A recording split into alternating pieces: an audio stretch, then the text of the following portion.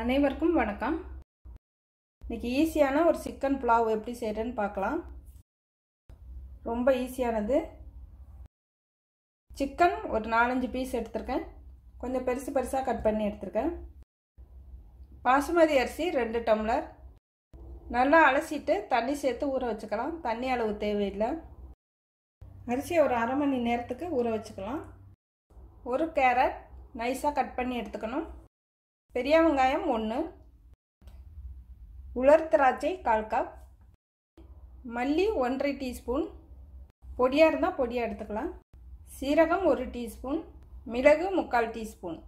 இதை தனியாக பொடி பண்ணி எடுத்துக்கணும். கொஞ்சம் நெய் சேர்த்துருக்கேன். கொஞ்சமாக நல்லெண்ணெய். வெங்காயம் சேர்த்துடலாம்.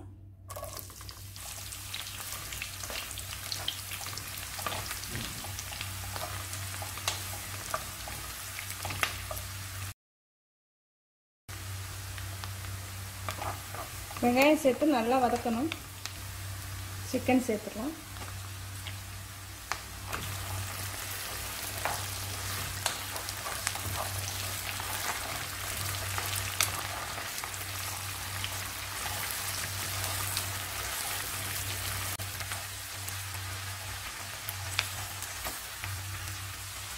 எண்ணெயில் ஒரு பரட்டிட்டு கேரட் சேர்த்துடலாம்.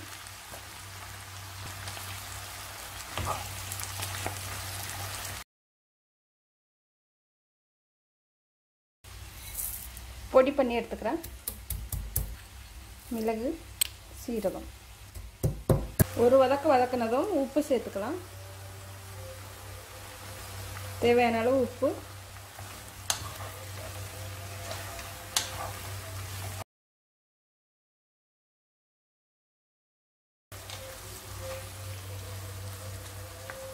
கால் டீஸ்பூனுக்கு கம்மியாக மஞ்சள் தூள். இடித்த பொடியை சேர்த்துக்கணும்.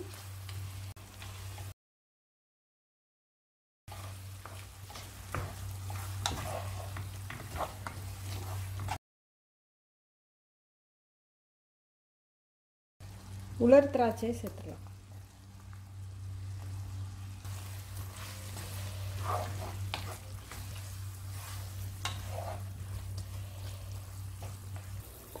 மூணு டம்ளர் அளவு தண்ணி சேர்க்குறேன்.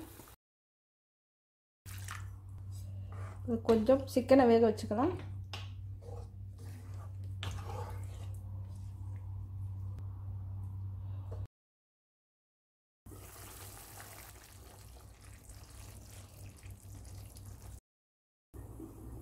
சிக்கன் முக்காத்தரம் வந்ததும் அரிசி சேர்த்துடலாம். இப்போ அரிசியை வடிகட்டிட்டு சேர்த்துக்கலாம்.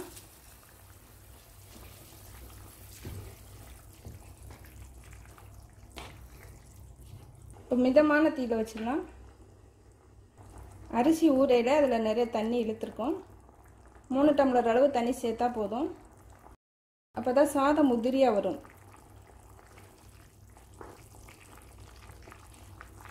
அரிசி சேர்த்து ஒரு கொதிச்சதும் மிதமான தீயில வைக்கலாம்.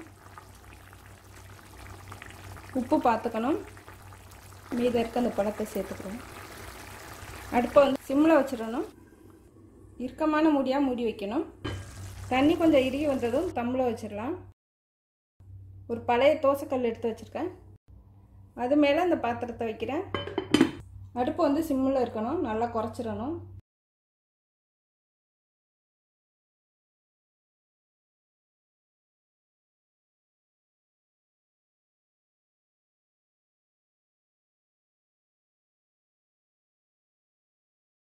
இந்த மாதிரி குவிச்சிட்டு அங்கங்கே இந்த மாதிரி குத்தி விடணும்.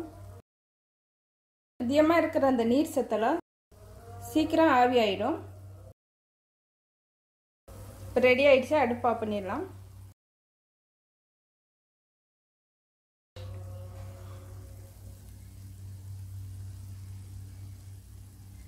நல்லா உதிரியாக வரும்.